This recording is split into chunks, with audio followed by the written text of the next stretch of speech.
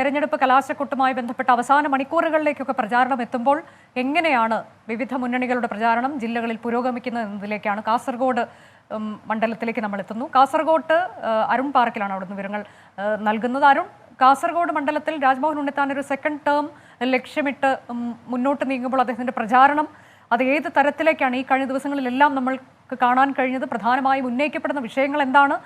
CPIM ആകട്ടെ ജില്ലാ സെക്രട്ടറിയെ തന്നെ രംഗത്തിറക്കുന്ന കാഴ്ച. അപ്പോൾ ആ തരത്തിലേക്ക് എങ്ങനെയാണ് വിവിധ മുന്നണികളുടെ പ്രതീക്ഷകൾ?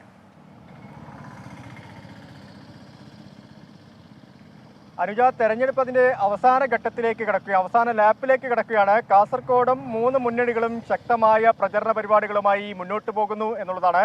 രാജ്മോഹൻ ഉണ്ണിത്താനെ സംബന്ധിച്ച ഇത് 2ാമത്തെ ടേമിലേക്ക് കിടക്കുകയാണ്. അദ്ദേഹം ഒരു വലിയ പ്രതീക്ഷയിൽ തന്നെയാണ് ഈ മത്സരത്തിന് ഇറങ്ങിയിരിക്കുന്നത്. വലിയ ജനസമിതി കഴിഞ്ഞ 5 വർഷം കൊണ്ട് കാസർഗോഡ് ജില്ലയിൽ ഉണ്ടാക്കാൻ കഴിഞ്ഞു എന്നാണ് രാജ്മോഹൻ ഉണ്ണിത്താന്റെ ഒരു വാദം. ഇന്ന് രാവിലെയും അദ്ദേഹവുമായി നമ്മൾ സംസാരിച്ചിരുന്നു. ആ സമയത്തൊക്കെ പറഞ്ഞത് ശക്തമായ എതിരാളികൾ UDF-ന് ഇല്ല എന്ന് തന്നെയാണ്.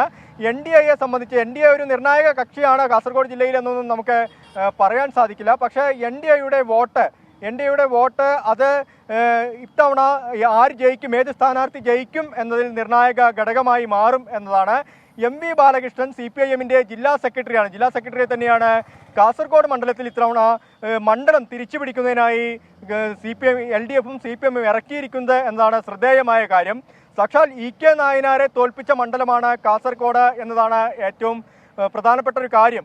ആ മണ്ഡലം തിരിച്ചുപിടിക്കാൻ, അതായത് 1971-ലാണ് EK നായനാരെ, അന്ന് കടന്നപ്പള്ളി രാമേന്ദ്രൻ അദ്ദേഹത്തിന്റെ 26ാമത്തെ വയസ്സിലാണ് EK നായനാരെ തോൽപ്പിക്കുന്ന ഒരു സാഹചര്യം ഉണ്ടായത്.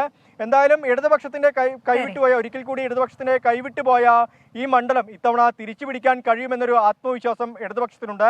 ജില്ലാ സെക്രട്ടറിയെ ഇറക്കി അവരുടെ പരമാവധി സംഘടനാ ശക്തി ഉപയോഗിച്ചുകൊണ്ടാണ് മണ്ഡലത്തിലുടനീളം പ്രചരണം നടത്തിക്കൊണ്ടിരിക്കുന്നത്.